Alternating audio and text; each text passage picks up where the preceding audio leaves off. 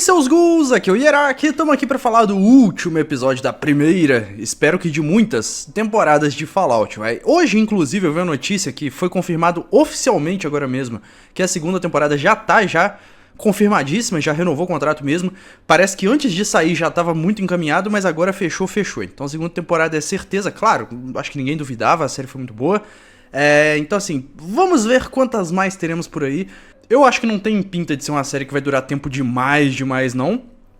Especialmente por focar muito em protagonistas. Se focasse mais no universo, talvez teria mais espaço pra fazer 15, 20 temporadas. Eu sei, eu tô sonhando muito alto, mas teria espaço pra abordar muitas e muitas situações muito diferentes.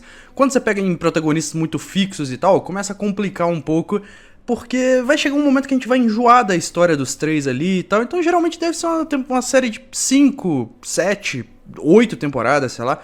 Enfim, já não importa, né? Vamos falar do episódio final aqui, caras. E aí esse episódio eu tenho muitas ressalvas com ele. Esse episódio acabou com muito da minha felicidade. O que acontece? Essa série é uma adaptação muito boa, muito fiel ao que os jogos são. A gente tá acostumado a vir muito conteúdo merda de jogos, assim, fazem filmes genéricos lá, quase nunca respeitam as obras originais. Isso aqui respeitou pra caralho. É uma adaptação muito, muito boa. Eu não daria, até esse último episódio, pegando os 7 primeiros, eu não daria uma nota 10, porque eu, pessoalmente, eu sou exigente. A nota 10 é pras coisas muito épicas. É pros filmes lá do Senhor dos Anéis, de Matrix, você falou falar de série, é pras primeiras temporadas de Game of Thrones, sabe? Tem que ser coisa muito épica, muito revolucionária. Você vê aquilo e fica, meu Deus, o que tá acontecendo? Não é o caso, o roteiro aqui de Fallout não tem nada que te faz, meu Deus, a minha cabeça tá explodindo. Não acontece isso. É um roteiro ok, tem ali uma transposição de universo perfeita, entendeu? Então assim, funciona muito bem. Se eu fosse estudar uma nota antes, eu daria, sei lá, um 9. Mas esse último episódio é uma cagada na cabeça que, assim, é inacreditável. Não torna a série ruim, mas é inacreditável. Parece um plano de vilão de filme infantil, sei lá. Não tinha aqueles filmes, sei lá, Pequenos Espiões, aqueles... Tinha Shark Boy e Lava Girl. Cara, parece quase isso. Sem sacanagem. A gente vai conversar muito isso aqui hoje. Eu acho que esse vídeo vai ficar longo, porque eu tenho muita coisa pra falar. Mas, vamos começar então. Pra cortar de uma vez isso, tem o cara da Brotherhood lá, ele é levado de volta pra base. A princípio, né, teria que ser pra executado. Cara, é o que eu falei desde o começo. Não faz sentido esse cara ter qualquer plano de voltar vivo aí. Ainda mais sem a cabeça. Com a cabeça já era difícil, já, porque ele já teria feito muita merda já com a facção. Mas sem a cabeça, não tem como ele sobreviver ali. Só que, né, roteiro. Esse é um problema real da série, inclusive. Porque o roteiro, ele facilita demais. Toda hora eles encontram quando não devia encontrar. Tropeça e acha alguém que precisava. Acha um negócio que precisava. É muito fácil as coisas aqui. É muito acaso. A sorte de todo mundo é muito altíssima. Só do Ghul que não. O Ghul é competência. Ele não teve cagada no roteiro dele. Mas ele teve competência pra conseguir o que ele precisava em vários momentos. Mas sorte mesmo ele não teve. Mas enfim, era pro cara ser executado, não tem justificativa pra isso não acontecer. Só que aí na hora que vão matar ele, aquela mina lá atrás que tinha cortado o pé na Gillette, que não é ninguém no grupo, vão lembrar? Ela era uma estagiária igual ele, ela tava em treinamento, foi selecionada pra ser escudeira, como cortou o pé não pôde ir, ficou na base. Ela não é ninguém, ela é uma pessoa que estuda e lava o chão da base e é isso. Ela não é ninguém. Só que ela fala em defesa dele e aí ele é poupado. Ela vai falar, não, por favor, ele não faria mal a ninguém. Então tá bom, então vamos deixar ele viver. Você tem noção do que é isso? Alguém está condenado à morte porque cometeu crimes ali, aí vira alguém que não é importante, vira, sei lá, o faxineiro do lugar, o faxineiro da prisão, vira e fala, não mata ele não, por favor, ele é bom. E aí, isso acontecer de verdade, faz sentido? Não faz sentido, tá de sacanagem, né? Mas tudo bem, isso aí já era previsível que ele ia sobreviver, só é descrito da maneira mais merda possível, né? Poderia ainda ter tido algo ali dele negociar, sabe? Não, mas eu tenho a cabeça, eu posso levar vocês até ela. E aí poupam ele assim. Não, só poupa porque a estagiária falou. É o suficiente, confia. O ancião vai conversar com ele, se mostra um corrupto de merda que quer o dispositivo lá que tava na cabeça, não pelo bem da facção, mas pra ele individualmente ganhar poder e assumir o controle de todos os ermos lá, né? ou seja, era um bosta no final das contas. E o que explica por que a facção tá tão zoada naquele canto, né? Vamos lembrar que a Brotherhood of Steel não é um negócio uníssono pra todo lado. Aquilo ali é um grupinho que tá naquela área ali. E esse grupo tá na merda. Você vê que todo mundo ali é burro, todo mundo é covarde, o chefe deles é um bosta também. Então assim, agora faz sentido. Aquele velho lá que parecia ser sábio no começo, apesar de ter poupado o cara, eu acho que não deveria. Mas, apesar de parecer meio sábio e tal, gente velha passa isso, né? Mas não era, então ele era só um bosta mesmo. Enfim. Por algum motivo, que ninguém sabe o porquê ali, ele decide propor uma aliança pro principal ali. Ao invés de só torturar ele e arrancar a informação de onde a cabeça tá. Se pega ele e fala, a gente precisa saber e tal. Não vou contar. Tá, então vamos começar a cortar os seus dedinhos um por um. Você vai falar pra gente. Não, aí ele vai e fala, não, nós dois poderemos ter o poder juntos e não sei o que. Faz um discurso como se fosse de um vilão épico assim. Vamos ter poder juntos e tal. Você vai ser o cavaleiro e não sei o que, blá blá blá, e enfim, acaba funcionando, vai. Nada faz sentido nesse braço da Brotherhood aí, mesmo sendo comandada por esse velho corrupto, ainda não faz sentido. Mas no final a Irmandade envia um mini batalhão pra tomar o lugar lá onde a cabeça está, que por acaso também é onde a mina do Vault foi pra... e eles querem recuperar a tecnologia, né, o objetivo final é esse aí. Lá no Vault 31, o irmão da mina também descobre que o único habitante desse Vault é um mini Robobrain, um Robobrain miniatura, menor que um cachorro.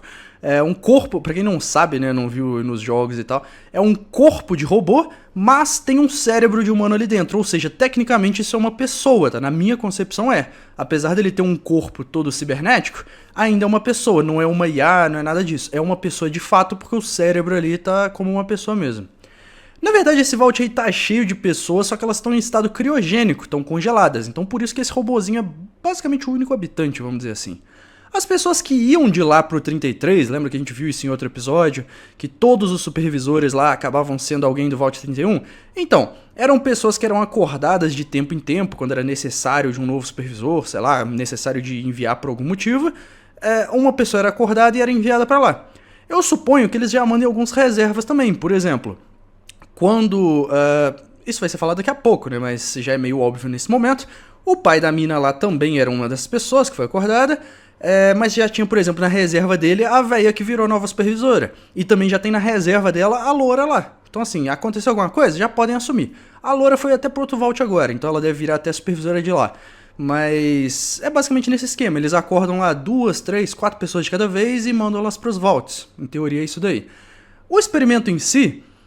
segundo o robô, basicamente criaram... É um experimento meio burro, eu achei que isso foi uma proposta ruim. Tem muito Vault interessante, esse eu não gostei tanto não. A proposta é criar uma nova geração de ótimos administradores, sendo que essa nova geração é entre essas pessoas selecionadas, que daqui a pouco a gente vai descobrir quem são, junto com pessoas aleatórias que foram pro Vault, né? E por que isso daria uma nova geração de bons administradores pro mundo? Ninguém sabe. Porque assim... só se estivesse supondo que eles vão herdar a boa administração do pessoal que tá congelado, mas é uma premissa meio burra, na real. Enfim, eu não curti tanto a ideia do Vault, eu tava imaginando coisas mais legais até então, até chegar nesse último episódio aqui. E aí, voltando pro passado, que agora é que é a parte importante de verdade. Aí que vem o problemão da série, na minha opinião, porque muda completamente de uma motivação excelente pra algo bobo. Parece um filme um vilão de filme de comédia pastelão. Eu tô falando no estilo Austin Powers, tá? Se você nunca viu, eu vou deixar um link aí na descrição, você vai ver depois que acabar esse vídeo. Eu vou te lembrar lá no final. Ou se você quiser pausar e ver lá agora também, enfim. Você vai ver lá essa reunião é praticamente a mesma dessa que a gente vai ver, que a gente viu na série. É praticamente o mesmo nível de planos. É uma coisa... completamente pastelão, pelo menos pra mim. Vou deixar aí no primeiro comentário fixado aí depois do vídeo aí.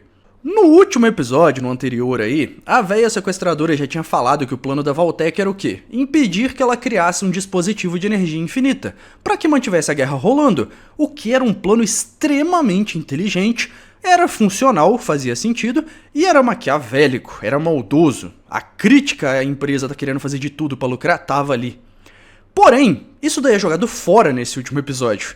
Na reunião, é mostrado que as maiores empresas, como a Vault-Tec, que é a empresa de abrigos para sobreviver a essas explosões nucleares, a Robco, lá do Mr. House, que inclusive aparece lá como easter egg e tal, Fabricante de robôs, tanto para guerra quanto para ajuda em casa e até em serviços públicos. Tem a Westech, a Big MT, a Repcon, que são braços aí do setor militar do Estado americano, com fornecimento de Power Armor, pesquisa do FEV, que é um vírus de super soldado lá, experimentos um pouquinho antiéticos com humanos no geral, com criaturas também. Tem fornecimento de mísseis, pesquisa de combustíveis, todo tipo de coisa muito associado a pesquisas do Estado aí, essas três empresas. Todas elas tinham seus negócios, a sua existência e poder atrelados à manutenção da guerra. Vamos pensar aqui, sem guerra não tem por que ter Vault, não precisa ter robô de combate, não precisa de Power Armor, de super soldado. O interesse máximo de todas elas ali era a guerra continuar, como a gente viu aí no último episódio, a Vault-Tec até agindo para isso acontecer. Daí a série faz um giro de 180 graus. A Vault-Tec, que até então estava lá mantendo a guerra, estava continuando ela para poder ganhar em cima, do nada decide que não, é melhor se a gente acabar com todo mundo de uma vez. Nós mesmos explodirmos todo mundo. Pra que ficar continuando o negócio que tá lucrativo pra gente? Vamos fazer algo diferente que vai ser mais lucrativo ainda. É meio que essa visão meio escrachada aí, vai. Eu fiz até um vídeo já aí na semana passada aí falando como esse final era uma merda, porque eu não consegui me segurar até hoje aqui, até o último episódio ia demorar demais. Mas eu fiz esse vídeo e muita gente falou que Iraque, mas já tinha essa teoria quase confirmada nos jogos e não sei o que. Sim, o meu problema não é com a teoria. Qualquer um que jogou sabe que a Vault-Tec tinha bomba própria, que possivelmente tinha ligação com o bombardeio de alguma forma. O meu problema não é isso, é com a motivação. Por exemplo, se a guerra tivesse quase acabando, tivesse quase com um acordo de paz, e a Vault-Tec decidisse explodir uma bomba em algum lugar para exaltar os ânimos novamente, sabe? Explode uma bomba numa ilheta por aí, numa ilha qualquer, só pra acirrou tudo de novo. Vai lá e, por exemplo, já que a guerra era contra a China, vai lá e explode uma bomba atômica em Taiwan. Não é na China exatamente, mas serviria para causar um pânico geral. Isso aí é uma ideia boa, sabe? Não tô falando que é boa de bondade, pra deixar claro, mas de ser funcional. Então a Vault-Tec o quê? Reacender a guerra de novo ali. Vão ganhar com ela em cima. Ter bombas armazenadas para uso próprio, caso tudo fosse pro brejo, beleza, também é uma explicação ok pra ela ter alguma relação aí. O problema é que escolheram talvez o plano mais burro possível para justificar isso tudo, essa teoria. Segundo o grupelho de meia dúzia de primatas imbecis ali, porque cara, não tem outro jeito de falar, essas pessoas aí não são geniais, não são inteligentes, são as pessoas mais burras do mundo, né? É uma boa ideia explodir o mundo inteiro para acabar com a concorrência. Sim, a mensagem passada ali foi essa. Explode todo mundo, eles acabam se abrigando em alguns vaults lá protegidos, cada vault ia ter a sua experiência que eles iam escolher, cada um com seus lá, iam escolher como bem entendesse, ninguém nem ia saber qual que seria a ideia aplicada, e aí a ideia é o que? Eles vão competir entre eles, e o melhor vault que vencer isso daí vai reconstruir o mundo para os chefes retornarem. Olha só, eles vão competir como no capitalismo, olha que bela mensagem. Só que assim, da forma mais burra possível. De novo, uma coisa é a crítica de vamos lucrar mantendo a guerra, isso daí já é perverso o suficiente. Outra é vamos explodir o mundo, isso aí já é burro, não é que é perverso, é imbecil. E é tão burro em tantas camadas que é inacreditável, então vamos destrinchar esse plano.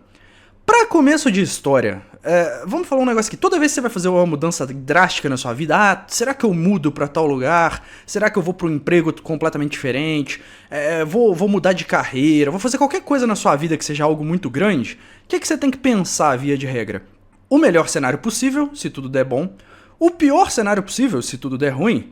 E um meio termo ali mais ou menos, que é o mais provável de acontecer, certo? Vamos supor que o melhor cenário possível, nesse primeiro momento, vamos pensar que vai acontecer exatamente como eles estão querendo, que tudo vai dar certo, todos os planos vão dar certo. Mas no final a gente vai ver o pior cenário possível, e aí vocês vão ver como esse plano é horroroso. Mas vamos começar partindo da premissa da boa vontade. Vamos ver se tudo der certo, qual é a ideia genial deles. Para começo de história, a premissa deles está bem errada. As maiores empresas dos Estados Unidos já seriam as mais poderosas do país e muito provavelmente do mundo naquele cenário lá, nesse universo. Pegando no nosso, você acha que hoje a Amazon, por exemplo, precisa de explodir o mundo para cortar a concorrência? É pelo contrário, é justamente o oposto.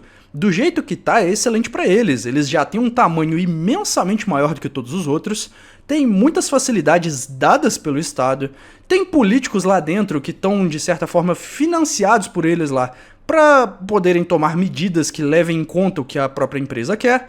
É o melhor cenário do mundo. Isso daí é muito melhor do que partir para um mundo que possivelmente pode chegar a ser sem regras para, aqui eu vou reconstruir todo esse meu tamanho, eu vou ser o maior de todos de novo, sendo que isso é no melhor cenário possível.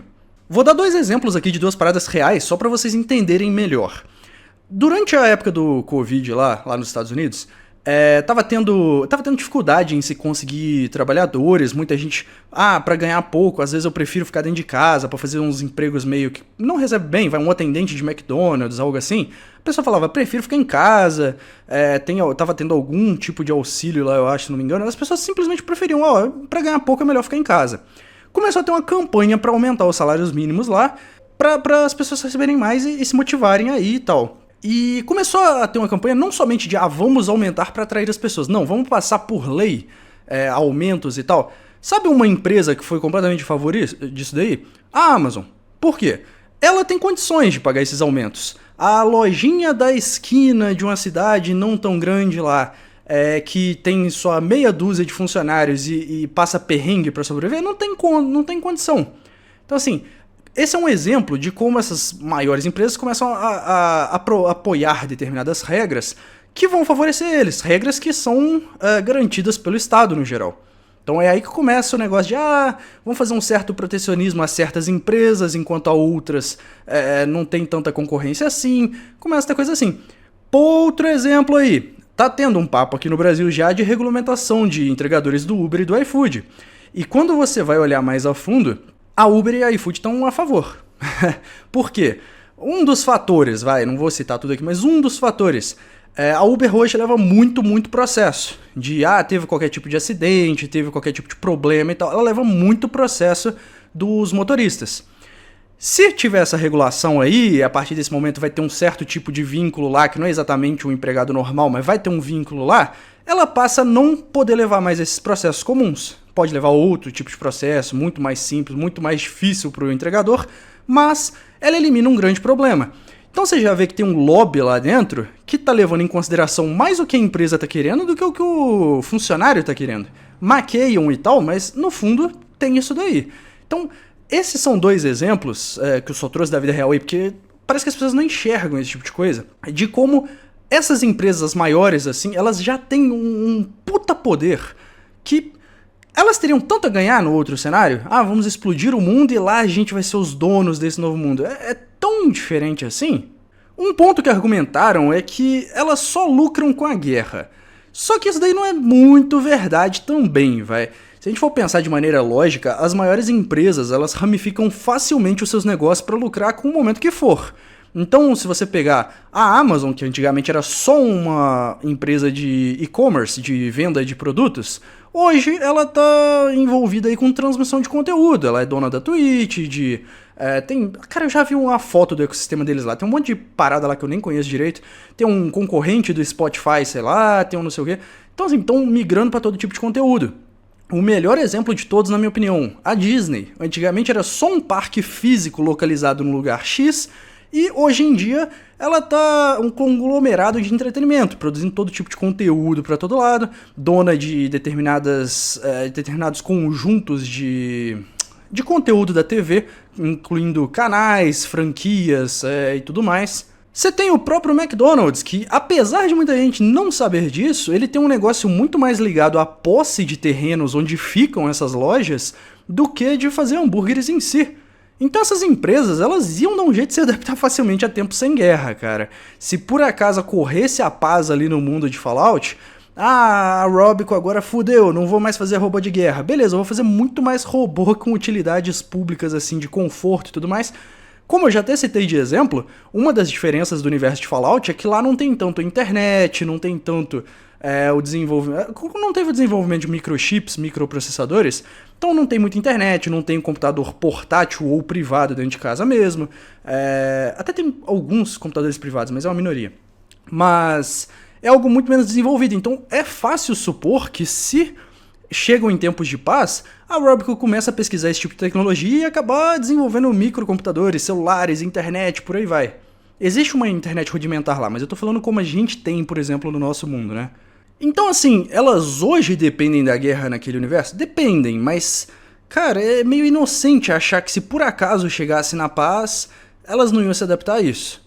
Ignorando esse ponto aí que as empresas já têm mais poderes por estarem intrinsecamente conectadas ao Estado já, de já estarem comandando muita coisa ali nesse cenário de Fallout, comparando com o que elas poderiam ter no cenário pós-apocalíptico, né? O que elas teriam pro depois? Vamos parar pra pensar aqui. Todo o dinheiro que elas têm seria descartado, a moeda fiduciária já não tem valor, já que os trilhões de dólares, sei lá, que eles possuíssem, iam ter valor quase zero, porque o valor é atrelado à garantia de um Estado. Se não existe Estado, uma nota de dinheiro não é nada, ela é só uma representação de uma moeda, mas se aquela moeda já não tem valor, não chega a lugar nenhum. Ah, Yarak, mas poderiam armazenar de outras formas, poderiam ter ouro, poderia ter... Beleza, mas o ouro, eu não sei se nesse cenário de um apocalipse de fato, com, sei lá, 1% da população sobrevivendo, jogando meio alto aí, se seria tão relevante assim. Bitcoin? Ah, não tem como, lá não tem internet. Então assim, o que exatamente eles poderiam ter de valor intrínseco? Na minha opinião é tecnologia no geral. Seria o que eles teriam de mais valor ali. Isso de fato eles poderiam levar para os abrigos e não seria uma moeda, mas seria algo de extremo poder. Mas falando sobre grana de fato, eles iam perder. Sem um Estado, essas empresas também iam perder toda a sua influência. Elas iam perder seu motivo de existir. Ah, a minha empresa faz pesquisas de utilização de combustíveis e de criação de mísseis e tal para o Estado durante a guerra. Tá, beleza, não existe mais Estado, não existe mais guerra, não existe mais resto do mundo. Ah, beleza, pra que a minha empresa vai continuar existindo aqui? Não vai. Então, assim, empresas por si só não existem mais. Essas 5 aí que a gente citou, vai. Já não existem. Então, deixaram de existir. Existem as pessoas que as comandavam em abrigos seguros, provavelmente levando tecnologia pra lá pra futuro. Até porque, se você for pensar, pega o Robico de novo de exemplo. Até porque é a que mais interagia com o povão. Ela podia vender robôs para 300 milhões de pessoas, que é mais ou menos a população dos Estados Unidos. Digamos, chutando muito alto, que 1% da população sobrevivesse nesse cenário. Por que seria vender para 3 milhões seria muito melhor do que vender para 300 lá atrás? Detalhe, se é que esses 3 milhões teriam qualquer condição de comprar qualquer coisa, né? Mas de novo, vamos pensar no melhor cenário possível. 3 milhões, mercadologicamente, já é um raciocínio meio burro. Cortar todo o mercado consumidor, que já compra muito de você, não faz sentido. Até, assim, eu comentei isso enquanto eu tava assistindo lá com o povo, lá no Discord, no dia. Uma coisa é se você falasse assim, essa empresa média aqui, vamos fazer o apocalipse para que a gente seja os donos do mundo depois? Talvez seria um raciocínio ok, entendeu? Eu ainda acho que é extremamente burro, vamos destruir o mundo para ganhar algo.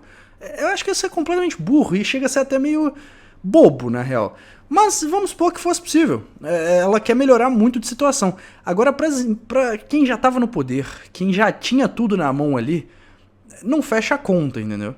Um ponto que foi levantado por alguns no outro vídeo que eu fiz é que, na verdade, é só pelo poder que eles iam ter depois. Afinal, ser uma das 5 maiores empresas do mundo, vamos dizer assim, é um degrau abaixo de ser uma das únicas 5 facções desse mundo destruído se reconstruindo. Eu vou chamar de facções porque não dá nem pra chamar de empresa nesse cenário mais, né? Não existe empresa mais. Claro, eles iam ter vantagens nesse cenário, eles iam poder armazenar tecnologias de altíssimo nível, iam ter mais informações agregadas, eles teriam uma vida muito mais fácil, não iam começar do zero, eles iam começar muito à frente de qualquer um. Mas ainda assim, vale o risco? Se você é o Jeff Bezos aí hoje, você tem mais uns 20, 30 anos de vida, não sei. Valeria a pena você fazer toda essa merda com o mundo pra ir pra esse cenário, viver o restinho dos seus 20, 30 anos, mesmo que fosse o mais perfeito que você imaginou, assim? De novo, pensando que tudo vai dar certo, né?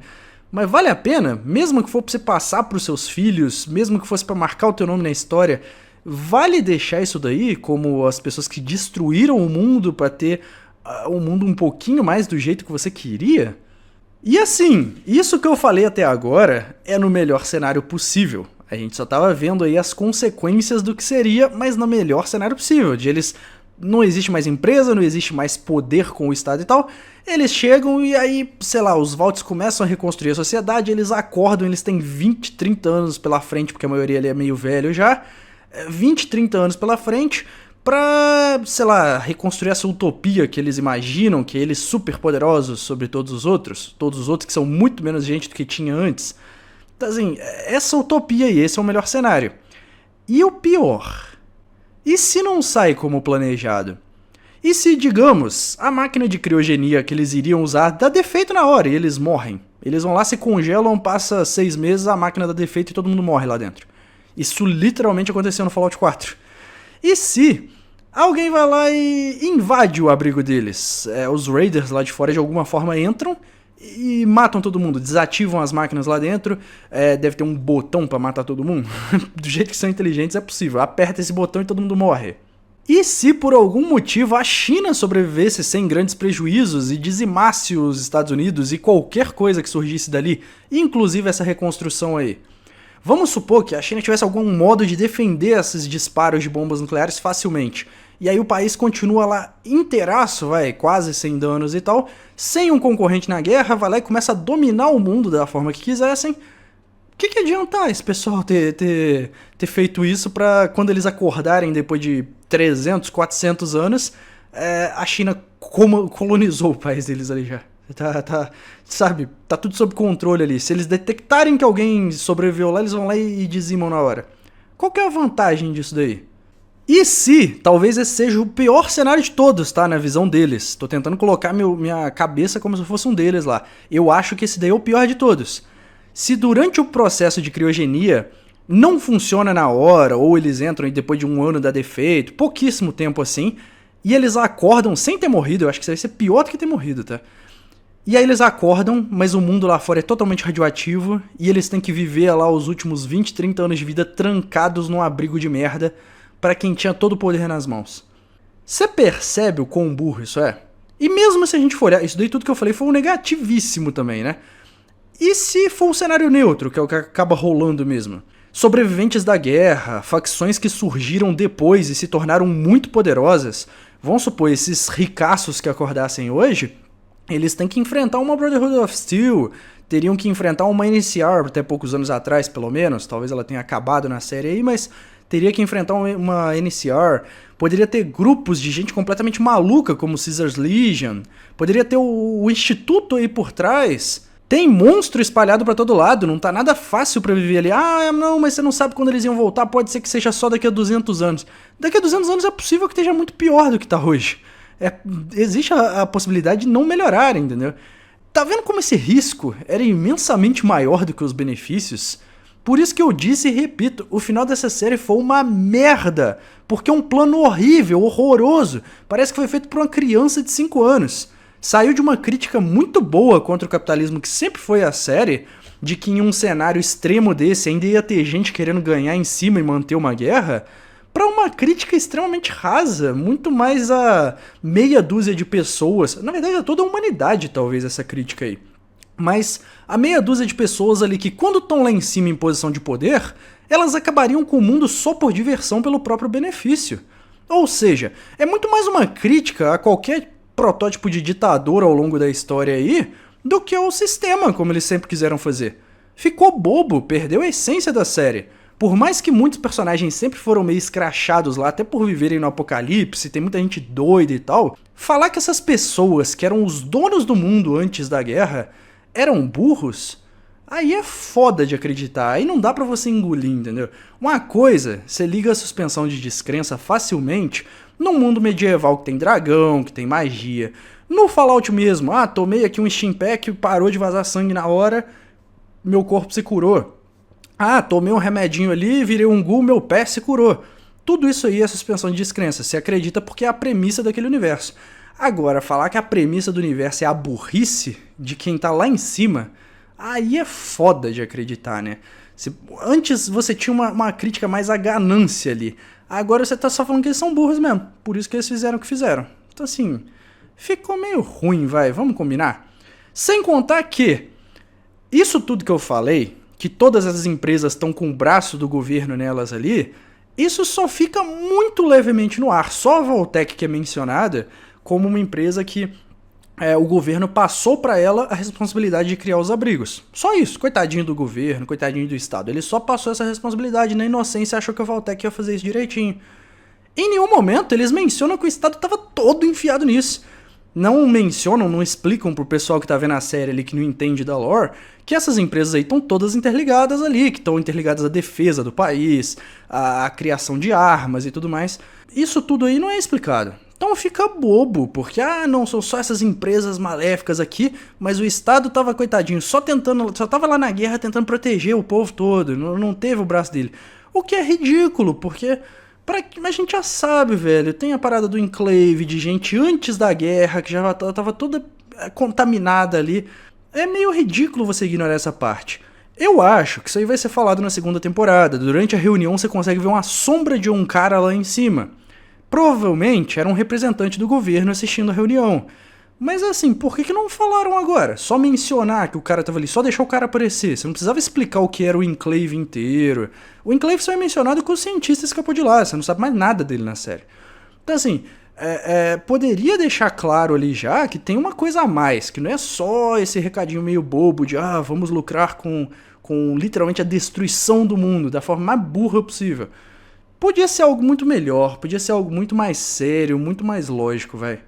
Isso aí era o relevante de verdade, tá? Então só pra concluir, porque essa outra parte importa muito pouco na minha opinião aí do que já foi falado até então, rola lá uma batalha entre a Brotherhood of Steel e o povo que tava lá no lugar, que deu a entender que são os restos da NCR, o resto do pessoal que sobreviveu ao ataque da cidade lá, o resto da facção.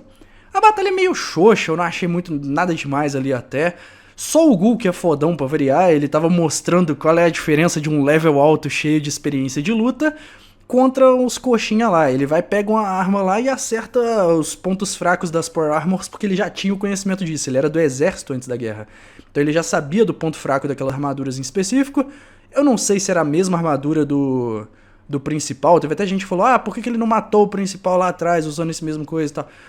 Cara, não sei, eu não reparei se era a mesma armadura exatamente. E aí vem um pouco do roteiro também, né? Mas o cara é fodão. Com um tiro lá ele desativou uma armadura. Um tirinho. É fácil desse jeito. Mas no final a mina do Vault e o irmão dela descobrem, cada um no seu canto lá, né? Que o Vault 31 era um abrigo para os estagiários, vamos chamar assim, dessas grandes empresas. Não eram estagiários de verdade, tá? Eram pessoas com alguma relevância que voltariam antes para poder gerenciar os Vaults e preparar o futuro do mundo para os grandes chefes. E aí entra um problema, porque o que essas pessoas ganham exatamente? Só a promessa de é melhor isso do que ser explodido na bomba? Só que assim, eu sei dessa conspiração, eu vou ficar quietinho, não vou denunciar isso aqui pra ninguém não, pra eu viver 20 anos num abrigo meio fudido lá depois, sabendo que eu não precisaria estar ali se fosse evitado, entendeu? Você sabe que alguém vai destruir o mundo, fica quieto pra que você possa ter um abrigo nesse cenário que o mundo vai ser destruído. Um pouco meta também. É possível, não é a coisa. Não é tão burro isso aqui. Faz um certo sentido. As pessoas poderiam estar com medo, é melhor estar num vault seguro do que eu morrer, né? Mas ninguém abriu a boca, ninguém dedou. Todo mundo entrou no plano, os estagiários. Estagiário é foda, mas vocês entenderam. Os caras lá que eram pequenos executivos das empresas, tudo bem, topamos. Vamos todo mundo. Um monte de gente sabendo, todo mundo topando esse plano de destruir o mundo. Não existe pessoa boa no meio. Mas enfim, esse pessoal ia voltar antes pra ir direcionando pra reconstruir o mundo, né? E o pai dos dois, da mina e do garoto lá, é uma dessas pessoas. A mina descobre que quando ela era criança, a mãe dela fugiu com ela e o irmão pra Shady Sands, que é a cidade que foi bombardeada, lembra? E aí o pai dela foi quem bombardeou. Quando foi recuperar os filhos, catou eles de lá, tirou e bombardeou a cidade só por vingança. Tá, talvez não só por vingança, porque já que o motivo dele era reconstruir o mundo, ter uma facção lá de fora não é uma boa, né? Então se você tacar uma bombinha lá e eliminar eles é uma boa ideia. Logo, ele é o culpado pela destruição de tudo que o carinha da Brotherhood tinha na infância, né? A família, os conhecidos ali e toda a cidade por si só. Isso daí com certeza vai abrir margem pra ele, tava apaixonadinho pela mina, vai chegar na segunda temporada e ele vai falar, não, eu tenho que matar o seu pai de todo jeito, e talvez ela vai ser boazinha demais e não vai querer, vai dar algum conflitozinho ali, provavelmente. O cara da Brotherhood foi nomeado cavaleiro pela amiga dele de novo. E aí, cara, é foda ter que ficar repetindo, mas Ela não é ninguém. Ela chega lá, o cara tava do lado da líder da facção ali morta, e aí ela nomeia ele cavaleiro. Você tem noção que é um estagiário chegar lá, o faxineiro da tua escola, e nomeia um novo professor? Entendeu? Ah, essa pessoa que tava querendo dar aula aqui na escola, eu estou nomeando, não é o diretor que vai comandar, é o faxineiro que vai escolher o novo professor. É meio ridículo, né? Tem formas assim, poderia acontecer a mesma coisa, mas que fosse um cavaleiro ali do lado de verdade, nomeando ele, entendeu? Chega um cara com a Power Armor ali, você fez bem, não sei o que, você vai se tornar um cavaleiro. Aí é uma coisa. Agora, estagiar igual ele, aí é complicado, né? O Ghoul deixa o pai da mina vivo, porque ele nunca erra um tiro. Ele acerta de raspão ali, mas é planejado. Eu fiquei até meio abobado na hora. Eu falei, não, mas como ele errou? Ele não erra nunca. Mas ele foi, pegou de raspão só pra dar uma machucadinha no rosto do cara ali, pra deixar ele vivo pra poder seguir seguir ele até os chefões, né? Pra encontrar a esposa e a filha dele. Esse que é o grande objetivo do Ghoul. E a mina do Vault acaba indo junto com ele. Fica o caminho pra segunda temporada, o pai dele tá indo... O pai dela, na verdade, tá indo pra New Vegas, muito provavelmente atrás do Mr. House, ele deve saber que a localização dele seria ali, que dependendo aí do final canônico de New Vegas, não sei qual é que vão escolher, pode ou não tá ali, né? Pode ser que a gente chegue lá e ele já morreu, enfim, não dá pra saber. Mas é isso, caras. Comentem o que vocês acharam desse episódio, se vocês discordam de mim, agora que deu pra elaborar muito melhor aí. Vocês discordam de mim que, não, na verdade é um plano bom sim, é funcional. De novo, meu problema não é com a teoria da Vault-Tec que tá enfiada até as tampas no meio dessa guerra aí. Meu problema é a forma burra como foi feito. O problema é a intenção dela ali. É uma intenção meio burra que uma criança de 5 anos acreditaria que funciona, mas não leva a mal, pra adulto é foda, viu? Lembrem-se aí de ver o link aí que eu vou deixar da reunião do vilão do Austin Powers lá, é Dr. Evil, eu acho o nome dele. Percebam que não é tão diferente, por incrível que pareça, não é tão diferente, o estilo da reunião é mais ou menos o mesmo, o Fallout só se finge de ser um pouco mais sério ali, mas os planos são muito iguais. Enfim, comenta o que vocês acharam disso tudo aí, era só isso nesse vídeo e até a próxima.